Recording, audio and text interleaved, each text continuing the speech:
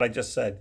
Okay, so my student is a 50-year-old veteran. He's been diagnosed with PTSD and was encouraged by his psychiatrist to try yoga. He shows up at your yoga class and tells you this beforehand when he introduces himself. The assignment, number one, what, if any, information would I offer him before class? What I want to offer is the fact that yoga is a quieting of the fluctuations of consciousness. Whatever's bothering you at any given moment, whatever you're holding on to, when you do yoga, the object is to let it all go and let the quiet space on the inside become the first layer of your consciousness.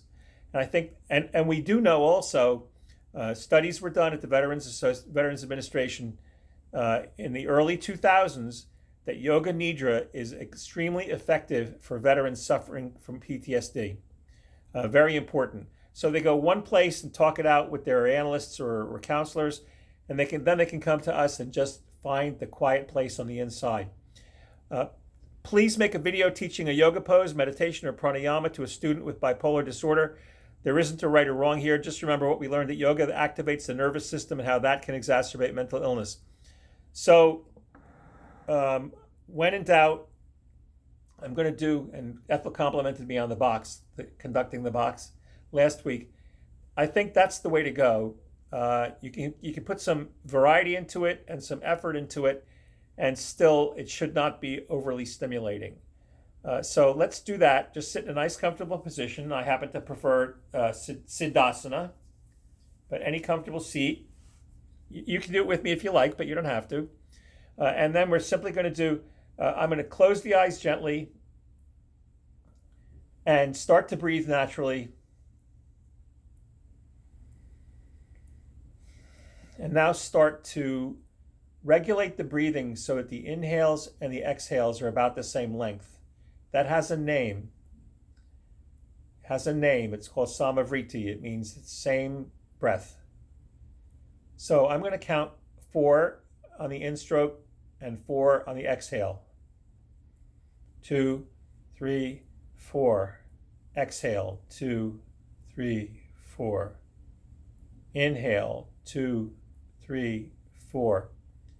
Exhale, 2, 3, 4. This time when we get to the top, we're going to hold the breath for 4. Inhale, 2, 3, 4. Hold, 2, 3, 4. Exhale, 2, 3, 4. Inhale, 2, 3, 4. Hold, 2, 3, 4. Exhale, 2, 3, 4. Inhale, 2, 3, 4. Exhale, 2, 3, 4. Sorry, I made a mistake. Exhale, 2, 3, 4. Now this time hold it at the bottom. 2, 3, 4. Inhale, 2, 3, 4. Hold, 2, 3, 4. Exhale, 2, 3, 4. Hold, 2, 3, 4. Let's lengthen that just a little bit to 5. Inhale, 2, 3, 4, 5. Hold, 2, 3, 4, 5. Exhale, 2, 3, 4, 5. Hold, 2, 3, 4, 5. One more time, 2, 3, 4, 5. Hold the inhale, 2, 3, 4, 5. Exhale, 2, 3, 4, 5. Hold, 2, 3, 4, 5. And breathe naturally. The longer we do it, the more beneficial it is in terms of quieting the mind. Now, for someone doing it new, I'm lecturing again here. For someone doing it new, you have to remember that when you're new at it, it feels peculiar and you may find that somewhat agitating. That's okay. This is a practice. If we all knew how to do it so that it calmed us immediately, we may as well have our mothers feeding us with her arms around us. Instead, our breath brings us to a place of consciousness. There's no thought. In fact, I just felt very good while I was counting. I never knew I could do it just like that. And the breath takes, you can only breathe in the present. There's no breath in the past. There's no breath in the future. Breathing is now. And that's when healing in the mind and body take place. The other thing they want to ask was list 3 things I would incorporate in a private yoga class for someone with PTSD diagnoses. Number 1 is no loud sounds. Second is, I mentioned before, yoga nidra. Very beneficial for PTSD. As far as I'm concerned, that's scientifically proven, even though we'll get back to that in a moment.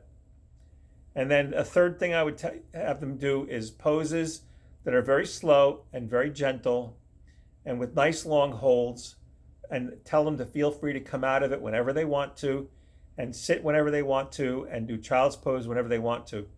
Anyway, that's a brief summary of what I would do for a person who'd been recommended by a psychiatrist. I have a lot of difference of opinion with the way it's all handled, but that's okay. We'll just mind our own business here. I will say that the problem in overview, that TED talk that was given by the fellow in India talking about the differences in thought process between Western thought and Eastern thought, that's where the answer is. Because we do yoga, which is an Eastern process and brings us to quiet, and we confuse it with exercise, which is the Western thought, which brings us to quiet if we excel and transcend. So those two things don't quite match up, and that's where some of the discrepancies are. Anyway, I am convinced, beyond a shadow of a doubt, that yoga would be good for any psychiatric problem, because yoga chitta vritti nirodha. Yoga quiets the fluctuations of the mind. And that's it for now.